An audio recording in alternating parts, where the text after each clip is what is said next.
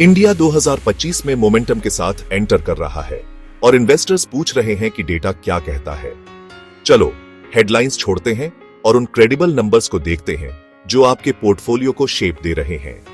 IMF के हिसाब से इंडिया का रियल जीडीपी ग्रोथ 2025 में करीब 6.4% रहने का अनुमान है। यह अपवर्ड रिवीजन 2020 तक भी है, जो सस्टेन्ड एक्सपेंशन का इशारा देता है।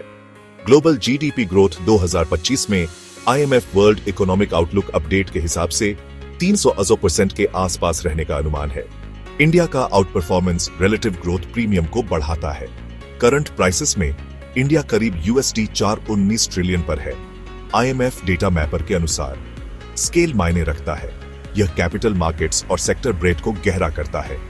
इकोनॉमिक सर्वे FY 2025-22 के लिए 6.3% से 6.8% की रेंज में ग्रोथ का अनुमान लगाता है।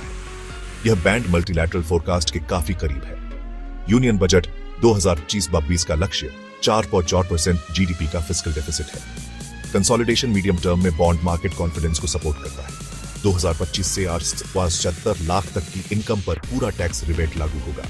इससे डिस्पोजेबल इनकम बढ़ सकती है और कंजम्पशन स्थिर रह सकता है। मॉनेटरी पॉलिसी स्थिर दिखती है। एक रॉयटर्स पोल के अनुसार आरबीआई 2025 में रेपो को 5.4% पर बनाए रखने की उम्मीद है। होल्ड से पॉलिसी अनसर्टेनिटी कम होती है। कट्स की संभावना बनी हुई है। इक्विटीज के लिए ट्रेंड से ऊपर की ग्रोथ अर्निंग्स और डोमेस्टिक साइक्लिकल्स को सपोर्ट कर सकती है। क्वालिटी बैलेंस शीट्स और कैश फ्लो विजिबिलिटी पर फोकस करें।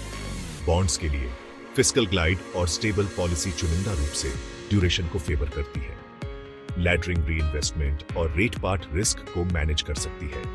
मैन्युफैक्चरिंग को कैपेक्स साइकिल्स और सप्लाई चेन शिफ्ट्स से फायदा होता है। एक्सपोर्ट लिंकेजेस से इंक्रीमेंटल टेलविंड्स मिल सकते हैं। इंफ्रास्ट्रक्चर खर्च जॉब्स और मल्टीप्लायर इफेक्ट्स को सपोर्ट करता है। एग्जीक्यूशन गाइडेंस बहुत जरूरी है। ऑर्डर बुक विजिबिलिटी वाली कंपनियों को फेवर करें। फाइनेंशियल क्रेडिट ग्रोथ पर चलते हैं अगर एसेट क्वालिटी लचीली रहती है। जैसे जैसे पॉलिसी और लिक्विडिटी इवॉल्व होती है, फंडिंग कॉस्ट पर नजर रखें। टेक को डिजिटल अडॉप्शन और AI लेड प्रोडक्टिविटी से फायदा होता है। वैल्यूएशन डिसिप्लिन मायने रखता है। ग्रोथ को मल्टीपल्स को जस्टिफाई करना चाहिए। टैक्स रिलीफ और स्थिर दरें कंजम्पशन और MSMEs को सपोर्ट कर सकती है। प्रीमियमाइजेशन एक स्ट्रक्चरल थीम बनी हुई है। एक स्थिर रेट पार्ट रुपये को मदद करता है।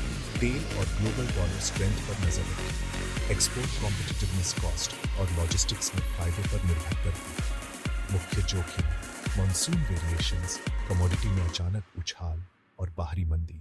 सिनेरियो बनाएं, किसी एक शर्त में बहुत ज्यादा कंसंट्रेशन से बचें। एसेट एलोकेशन को गोल्स, होराइजन और रिस्क टॉलरेंस के साथ अलाइन करें। समय समय पर रीबैलेंस करें। एंट्री पॉइंट्स को स्मूथ करने के लिए SIPs का इस्तेमाल करें। इन्वेस्टमेंट टाइमलाइंस को कैश फ्लो नीड्स से मैच करें।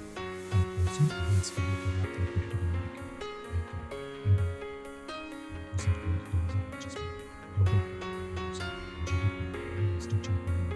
बजट का लक्ष्य